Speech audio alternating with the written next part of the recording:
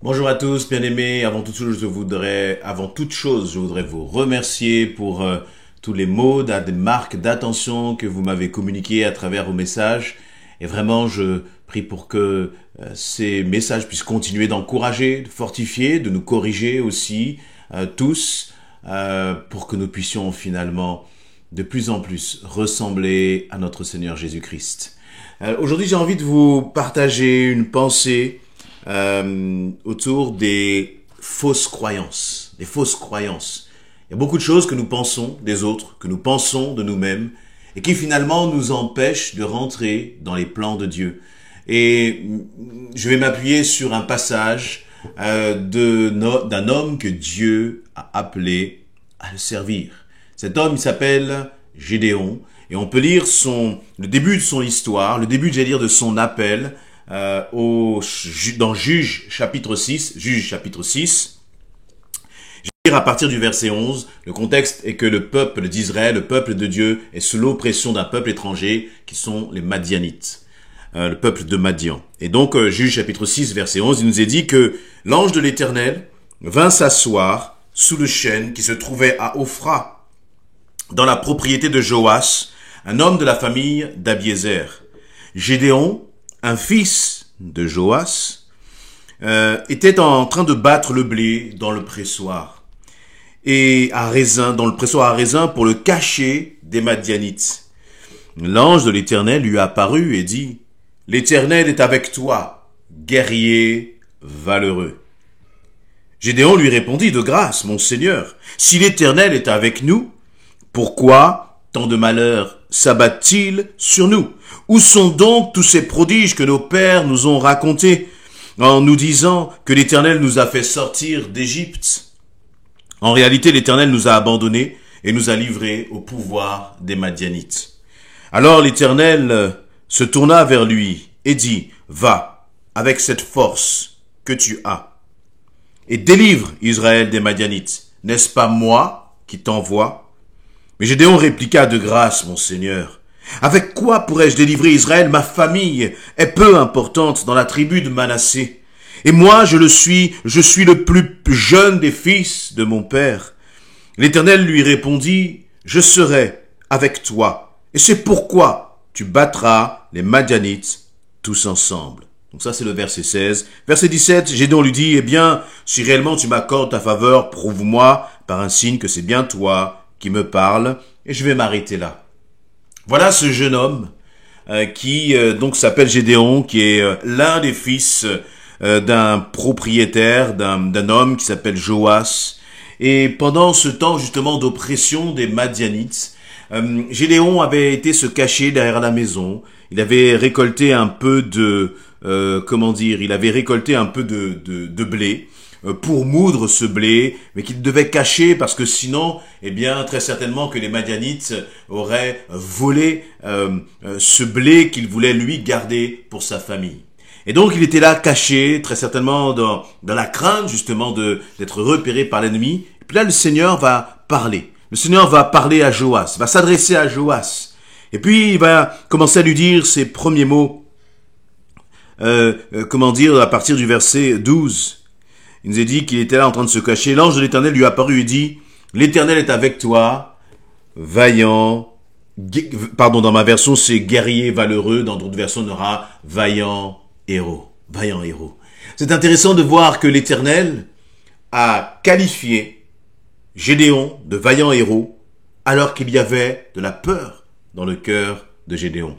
Alors que Gédéon était caché, justement. Alors que Gédéon n'a rien de la mentalité, de l'état d'esprit d'un conquérant, d'un vainqueur, d'un révolutionnaire, d'un rebelle. Non, rien de tout ça. Lui, il voulait simplement ramasser, entre guillemets, les quelques grains de blé pour sa famille, en se cachant, et puis c'est tout. Le genre de personne à ne rien demander à personne. Vous voyez, entre guillemets, à ne pas faire de vagues. Et c'est cet homme que finalement, Dieu a choisi. Dieu l'a choisi pour accomplir une mission, mais extraordinaire, parce que finalement, si le peuple d'Israël est sous la domination des Madianites, c'est que personne parmi ce peuple d'Israël, aucun valeureux soldat, aucun guerrier même aguerri aurait pu se lever ou lever une armée contre les Madianites. Il n'y avait personne sur qui compter. Et je crois que parfois dans les situations que nous pouvons traverser, nous regardons les autres en se disant, lui, le Seigneur peut l'utiliser. Lui, Dieu peut faire quelque chose à travers lui parce que il a la mentalité, il a le charisme, il a la doctrine, il a la connaissance pour faire cela. Mais ce que j'aime dans ce passage, c'est que le verset 11 commence par ce point. L'ange de l'Éternel vint s'asseoir sur le chêne qui se trouve à Ophra, dans la propriété de Joas. C'est comme si, vous voyez, il y a une dimension de proximité. Le Tout-Puissant vient dans un peu comme dans la propriété, dans le jardin là de Joas, le père de Gédéon, sous un arbre, parce que l'Éternel savait que c'est là qu'il allait trouver Gédéon. Et c'est dans l'intimité que tu vas aussi trouver le Seigneur. Voyez, c'est dans notre intimité que le Seigneur vient nous trouver. Peut-être même dans le moment où nous ne l'attendons pas du tout. Dans le moment même où peut-être tu te trouves dans l'oppression. Dans le moment même où tu as peut-être tendance à regarder à droite et à gauche pour chercher du secours. Et c'est dans ce moment que le Seigneur va venir te parler. Voyez, et que il va commencer à s'adresser à toi. Et j'aime la façon dont Dieu commence à parler à Gédéon. Les premiers mots qu'il va, accorder à Gédéon. Les premiers mots qu'il va relâcher sur la vie de Gédéon. Finalement, ce sont des mots de bénédiction. Des mots dans lesquels je parlais récemment des réalités invisibles. Il va dire de Gédéon, l'Éternel est avec toi, valeureux guerrier. Et bien des fois, nous ne réalisons pas que l'Éternel est avec nous. Parce que nous regardons à nous-mêmes, nous regardons à la situation. Et c'est ce que Gédéon va faire. Il va commencer à dire, mais comment tu me parles de l'Éternel? Mais la réalité, c'est que si l'Éternel était là, eh bien, nous ne serions pas dans cette situation. Il va même commencer à dire, mais où est le Dieu que mes pères m'ont compté? Ce Dieu-là qui était conquérant, qui était vainqueur, qui délivrait son peuple, où est-il? Regarde, ne vois-tu pas autour de toi? C'est presque comme si Gédéon était en train de dire à Dieu, mais tu es aveugle. Comme parfois nous-mêmes, à travers nos craintes et nos doutes, nous avons tendance à dire à Dieu, Seigneur, tu ne vois pas ce qui se passe. Le Seigneur voit très bien ce qui se passe. Ce que toi, tu ne vois pas par contre, ce que moi, parfois, je ne vois pas par contre, c'est que c'est toi et moi que Dieu veut utiliser pour renverser la situation et apporter la victoire. Parce que Dieu ne cherche pas des hommes puissants par leur propre force, ça ne l'intéresse pas. Il ne cherche pas des femmes puissantes par leur propre force, ça n'intéresse pas l'Éternel. Ce qui intéresse l'Éternel, c'est des hommes et des femmes qui sont humbles, qui reconnaissent leur capacité, mais qui finalement croient que Dieu est avec eux. Et que parce que l'Éternel est avec eux, tout est possible. Et c'est ce que Dieu va dire. Gédéon était pétri de fausses croyances. Toutes ces fausses croyances, toutes ces fausses idées, tous ces mensonges auxquels finalement toi-même tu as commencé à croire et auxquels tu crois encore. Ces mensonges dans lesquels tu te dis que parce que tu n'as pas réussi à ton bac, parce que tu n'as pas réussi à tes examens, que parce que on t'a toujours dit que tu étais inutile, que tu étais bête, que tu n'avais pas suffisamment de QI, que tu n'as fait qu'échouer, que tu as commencé à croire à tout cela. Peut-être que c'est quelqu'un où tu n'as pas de bonne qualité oratoire. Peut-être même que tu bégayes. Peut-être même que tu es quelqu'un qui a du mal à parler. Et donc tu crois que parce que tu as ce qui peut paraître aux yeux des hommes, ces quelques incapacités-là. Parce que tu crois tout cela. Parce que tu crois finalement les mensonges de l'ennemi. Le mensonge n'est pas le fait que tu bégayes. Le mensonge n'est pas le fait que tu n'aies pas la connaissance. Le mensonge, ce n'est pas le fait que peut-être que tu n'as pas assez de culture de je ne sais quoi pour accomplir ce que Dieu te demande. Le mensonge, c'est de croire que tout cela est utile pour faire ce que Dieu te demande de faire. La seule chose qui est utile, c'est de réaliser que Dieu est avec toi. Et je rajouterais pour être un peu plus précis, c'est que parfois il y a des batailles que nous engageons où Dieu ne nous a pas envoyées. Gédéon ne s'est pas levé de lui-même pour aller contre les Madianites parce qu'il en avait assez de cette situation. Non, c'est l'Éternel qui envoie Gédéon. Et la question, c'est lorsque nous commençons à nous engager dans un projet, lorsque nous voulons nous lever justement pour remporter des batailles. Il y a des batailles dans lesquelles le Seigneur nous envoie et il y a des batailles pour lesquelles c'est nous-mêmes qui nous embarquons là, dans des histoires où lesquelles le Seigneur ne nous a jamais demandé quoi que ce soit. Justement parce que nous nous croyons si forts, justement parce que nous croyons que nous pouvons changer les choses. Donc ce que je vois à travers cela, c'est que premièrement, nous avons besoin de laisser Dieu nous envoyer, de laisser Dieu nous appeler. Et lorsque Dieu nous envoie, lorsque Dieu nous appelle, alors nous pouvons nous lever avec confiance, non pas en nous-mêmes, non pas en nos capacités, mais avec confiance en l'Éternel. Ce n'est pas une question de parcours. Ce n'est pas une question de famille, ce n'est pas une question d'histoire, ce n'est pas une question de provenance, ce n'est pas une question de descendance, ce n'est pas une question de génération, ce n'est pas une question d'être pasteur de génération en génération. Le Seigneur n'en a que faire de tout cela. Le Seigneur, ce qu'il veut, c'est de savoir si aujourd'hui, si maintenant, tu lui fais confiance. Et nous sommes toujours prompts à dire, je te fais confiance, Seigneur, je te fais confiance. La réalité, c'est que la confiance que nous avons en l'Éternel se manifeste au moment où il nous appelle.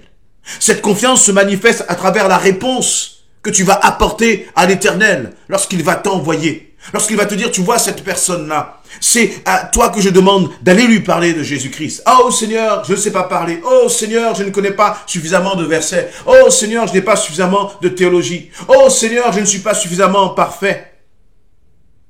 Mais toutes ces fausses croyances de côté. Et la seule chose que tu dois retenir, c'est que si le Seigneur t'envoie, il pourvoira.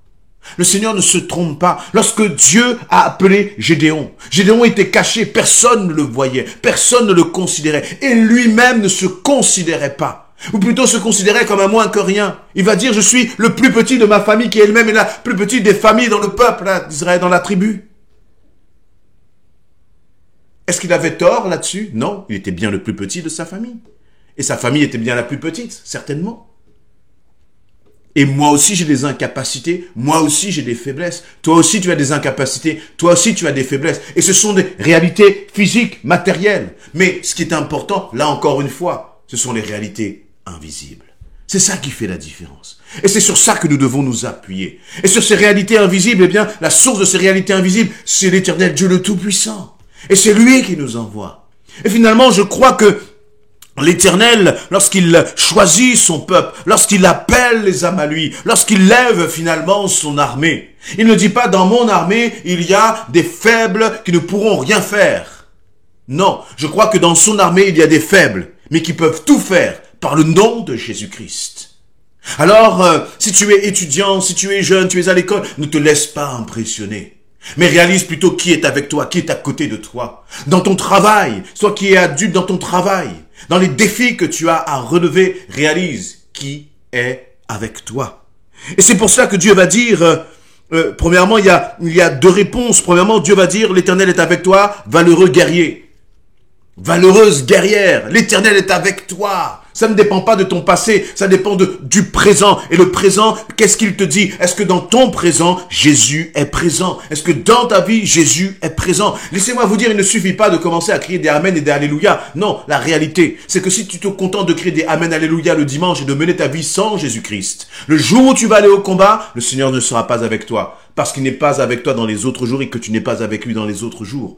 Mais ce qui est important, c'est de te demander là, aujourd'hui, maintenant, est-ce que je marche réellement avec Jésus-Christ? Est-ce que Jésus-Christ est mon ami? Est-ce que je donne la première place à Jésus-Christ? Alors à ce moment-là, oui, tu peux crier des Amen, oui, tu peux crier des Alléluia, parce que ces Amen et Alléluia représentent la réalité de ta relation avec Dieu. Et oui, dans ce cas-là, lorsque Dieu t'appelle, il fait de toi un valeureux guerrier, une valeureuse guerrière. Et donc, Gédéon va continuer d'argumenter avec l'Éternel, va même dire, l'Éternel, tu m'as abandonné, tu nous as abandonnés. Et Dieu va lui dire encore une fois, va avec cette force que tu as et délivre Israël. Là, le Seigneur va un cran plus loin. Premièrement, il dit, tu es un valeureux guerrier. Deuxièmement, il lui dit, va et délivre. Il lui explique la mission. Il dit, oh, toi tu es un valeureux guerrier. Maintenant, voici la mission que je te confie. Tu vas aller et tu vas délivrer Israël. Il ne savait pas, il ne connaissait pas encore la mission qu'il avait à remplir, pourtant. Et ensuite, Dieu va lui dire, verset 16, je serai avec toi. C'est pourquoi tu battras les Madianites. Tous ensemble. Tous ensemble. Tu les battras tous. Mais la condition, c'est que tu réalises que Dieu est avec toi, Gédéon. La condition, c'est que Gédéon, tu commences à réaliser que tu ne dois pas t'appuyer sur toi-même. Tu ne t'appuies pas sur tes propres forces. Tu ne t'appuies pas sur ta famille. Tu ne t'appuies pas sur tes origines. Tu enlèves toutes ces béquilles et tu commences à t'appuyer sur moi. Et si tu enlèves toutes ces béquilles, toutes tes fausses croyances, elles vont tomber. Parce que la réalité, c'est que si Dieu est avec toi, qui peut être contre toi? Là aussi, je répète, ne récitons pas des versets comme, j'allais dire, et en faisant même de ces fausses vérités. On peut prendre un verset et en faire même une fausse croyance. Oui, Dieu est avec toi si il t'envoie. S'il ne t'a pas envoyé, il ne sera pas avec toi. Et là, dans ce cas-là, Gédéon a été appelé par le Seigneur. Dans ce cas-là, le Seigneur a envoyé Gédéon. Et donc, dans ce cas-là, Gédéon a été plus que vainqueur. Toi aussi, je t'invite vraiment à cesser de croire ces fausses croyances te concernant tout ce qu'on t'a dit, tout ce que toi-même tu crois sur toi et qui est faux. Et combien même ce seraient des vraies croyances, c'est-à-dire des réalités, des incapacités réelles que tu aurais. Dieu change tes incapacités en des exploits si tu lui fais confiance. Amen.